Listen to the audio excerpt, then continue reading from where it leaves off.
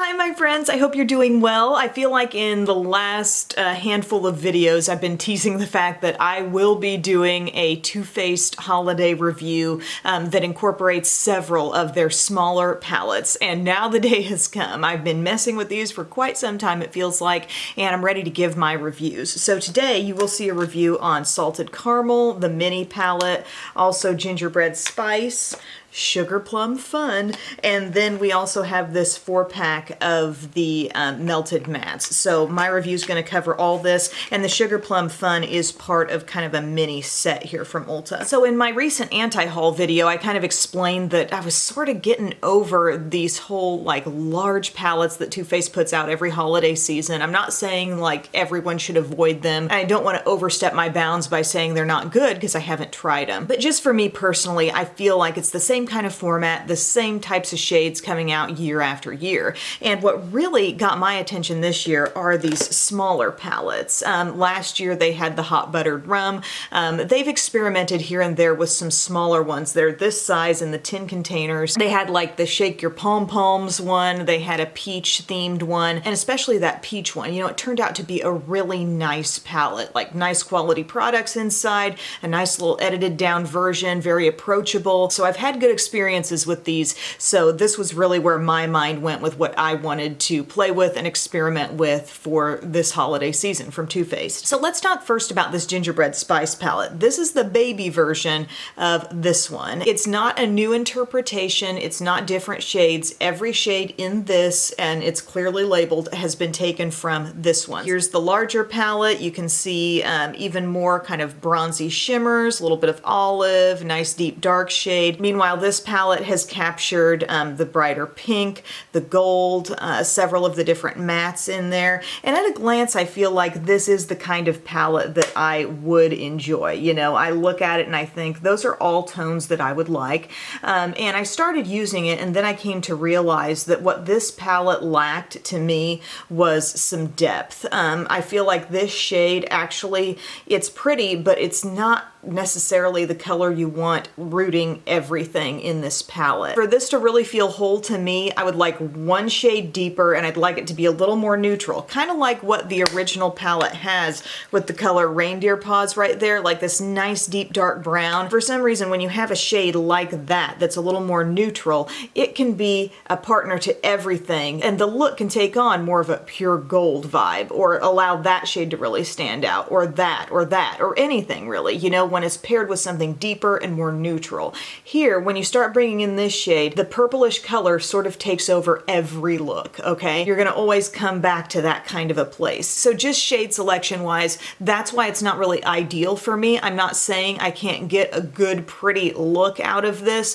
but if you're looking to come back to this time and time again and create something kind of different, I don't know, I feel like I'm always pulled when I need depth to go to the same shade, and it always gives the look a similar kind of overall vibe, rather than letting some of these individual shades really shine. That's what I feel would happen if we had something deeper and more neutral in this palette. But when people see this happening, I think a big question is, did they take the same quality of shadows as what's in here? Because I feel like these are nice quality. You know, I feel like there's a softness to the mattes, a richness to them, there's a smoothness to the shimmers overall, and I do feel like it's the same quality with only one exception. I cannot make this pink shade here. This is the one called Gumdrop. It is more opaque in this palette compared to this. When you swatch it out, it's even hard to build it to a more opaque place. It's kind of odd. It's not like it won't show up on your eyes, because overall it's a bold shade. You could pat it on the lid, you could use it in the crease. I'm just saying it doesn't seem as rich as the shade that's in the Gingerbread Spice palette. It's just not exactly the same formula.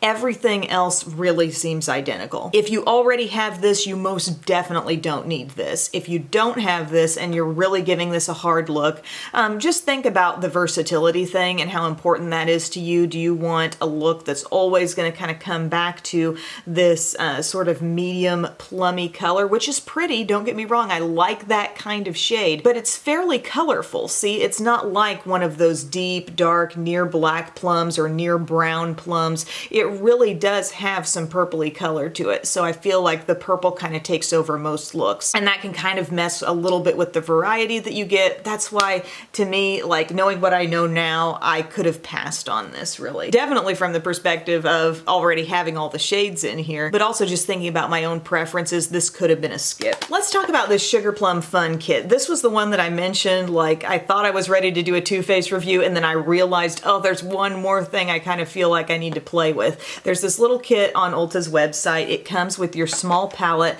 Now, instead of being a metal palette, this one is kind of like that cardboard type packaging. Here's a look at the shades on the inside. It kind of looks like an overall fairly delicate palette. You do have a nice deep color in here. The mattes are here, here, and here, and oh, actually with tutu as well. And then you've got 3 shimmers right up in here. Nice little mirror in there, and the metal palette had that as well. And then you've got a couple of extras that are contained in this one, and you've got a shadow insurance, which I was really disappointed that this was so watery. It squeezed out of the tube in a very oily way. I tried to shake it up, kind of massage the tube, squirt out quite a bit of product to see if I could get to that nice creamy place that's more the texture of Milani eyeshadow primer. You know, if only this high-end product could become a little more like the drugstore product that's really killing it. But it continued to be very oily, very slippery. Honestly, I felt like I squeezed out maybe over half of this small tube, and I couldn't get to a consistency of the product that really felt right to me. So that kind of ticked me off. They're giving you a lip injection lip gloss. It's very cute. You've got these little sugar plum fairies on the cap. I think the packaging is adorable. The color that really shows up on your lips is really not so much the pink. Like, there is some pink, but it has a real like bluish shift when it shears out and catches the light on your lips. And to me, it's kind of cheesy looking, honestly. Kind of cheap. Just not a look that I really enjoy on the lips. You are going to feel an intense tingle from that one. This is again a lip injection lip gloss, so it claims to be lip plumping. It's got a lot of sparkle in there. It might be exactly what someone wants, but for me right now, I'm not really even in a place where I'm loving gloss so much, it seems like. It's just not really the thing I want to reach for. And if I do wear one, I want that color to really show. I want it to be more of a color statement than a shimmer statement. You got me? So I was kind of disappointed by the extras that were in there. And then here's the palette. At a glance, I feel like it'd be a palette I would love, you know, and I do enjoy the mattes in here. What I kind of don't love are the shimmers. I feel like dancing in their heads, this one right up here,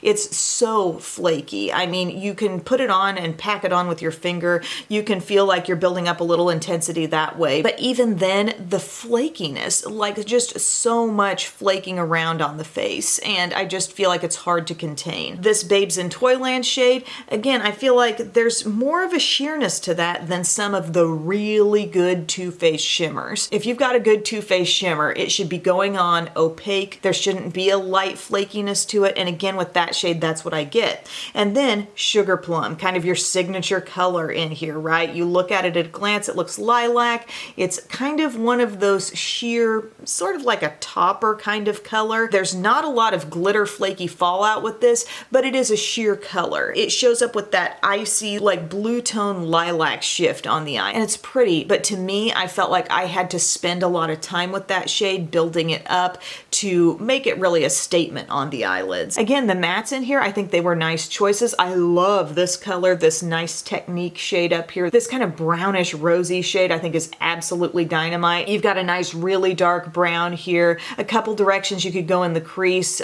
maybe a little more peachy, or do you want to go a little cooler pink? And then you've got a nice kind of blended out beigey color up here. So I really like the mattes, but for the fact that the shimmers, the 3 statement colors, are kind of fussy and you kind of have to do extra work with them. And these 2 bad boys up here, you know, they can really result in some fallout. It's a kind of palette that even though it's cute as heck, I feel like I could pass on that. All right, friends, we're getting to the good stuff now. I got 2 things that I really liked out of this bunch of Too Faced stuff I've been trying. One of them is the Salted Caramel palette.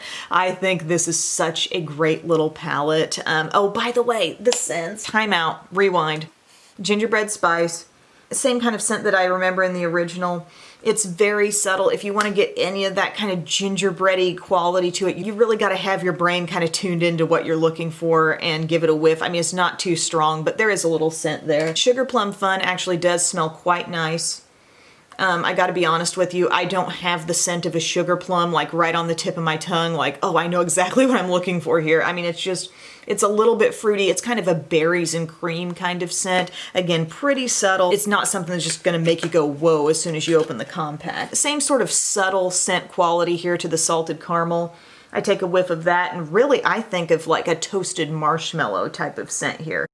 You know, just sweet, maybe a little bit of vanilla, but somehow a little bit more toasty than that. At a glance, when I saw this on the website, I thought, okay, I'll give it a try. I'm interested enough to test it out, but I really didn't think it was going to be that unique. I sort of thought in my mind I'd have some of those complaints of, oh, I've seen this kind of palette over and over again, that type of thing. But I got it home and I really looked at the shades and I thought, okay, there's some potential here in this one. I really like that we've got this color down here, which is not dark brown. It's not really burgundy. It's like a plum with a splash of burgundy in it. It is a great companion to literally everything in this palette. I love what it brings out in all these other shades, and it's not something that you have to work into every look, because I feel like if you use either this shade or this shade in the crease, you could stop there for kind of a more subtle light look. But once you bring this in, the intensity that builds in on the eyes, yes, I'm wearing this one today, it's so gorgeous. This is your like little fiery accent here. This is the heat of the palette. You can see that there's a little bit of sparkle in that. Can you see? You can't when I'm not in focus. There is a little bit of a shimmer, like a fine fleck of sparkle there. It's nothing that's going to cause any flake or fallout on the skin, but it really translates onto the eye. I feel more like a matte, but that is your heat. Okay, you add that shade into your look and you start to see a little more red come out of it. There's a real richness in that shade and it takes your look up a notch just instantly. You've got a great matte cream over here, which I think is always nice to have. If you don't want your highlight to be like blinding anybody, you just want a nice, soft kind of perfect the edges kind of shade. It's really great. And then I love the texture of all three shimmers. You cannot go wrong here. You've got buttery, creamy, kind of golden with a splash of copper. This other shade that's on this ring finger here, that's that one right there. And it's more of a true gold, but not a cheesy, not an overly yellowy gold, just a really true gold. You can see the difference between the two. They're both really nice and very smooth. And then this color here, my friends, this is another little reason why I look at this palette and I say it's kind of unique. That's a pink with a goldeny shift, kind of a pinky peach with a golden sheen, and there's nothing flaky about it. And when you see that little bit pinky shimmer gold shade come in contact with this guy right here, I love that combo. I'm wearing that on the eyes today. Let me walk you through a look with this because I really wanted you to see like how the different elements came together. I started out with this kind of a rosy brown in my crease, and I think that's just a nice, easy place to start. It's rich, you know, it could be plenty in the crease if you wanted to stop with a shade like this, but that's where I began. And then I wanted to toast it up a little bit, add a little more warmth to it with my medium warm brown that's also in this palette. And I just think it's kind of fun to blend the different mattes, and they work so nicely. They blend so easily one on top of the next. Furthermore, I went to the light cream shade. I use that kind of on the edge and as a highlight up under my brow. There's kind of like some coverage in that shade, if you know what I mean. Moving on, I went down to this burgundy plum, I guess I'll call it. And I used a flat brush to pat that on the outer part of my lid and up into the crease. And it's just absolutely gorgeous the way that kind of color merges with the warmth that was already in the crease. I just love it so much. I'm so glad that kind of shade is in here. Not just a black, not just a dark brown, but something that actually has that little plummy richness. And then my next favorite thing to do is to take the shade that's right beside it. It's that pinky golden shifting shade. And I patted that on with a brush. Yeah, a brush works fine for this. You don't have to feel like you need to use your fingers to pack on anything in this palette. Not that I really mind that, but I think it's kind of saying something when a brush can smoothly apply those shimmers just as easily as it put on the mattes. Then I wanted to take that little fiery warmth in the corner and use some of that kind of around the edge just to show you how that can amp up the look a little bit. That could be a crease color as well if you really wanted to go there with that tone. tone, but I think it's kind of pretty, like a finishing touch sort of transition type shade with my wispy white brush.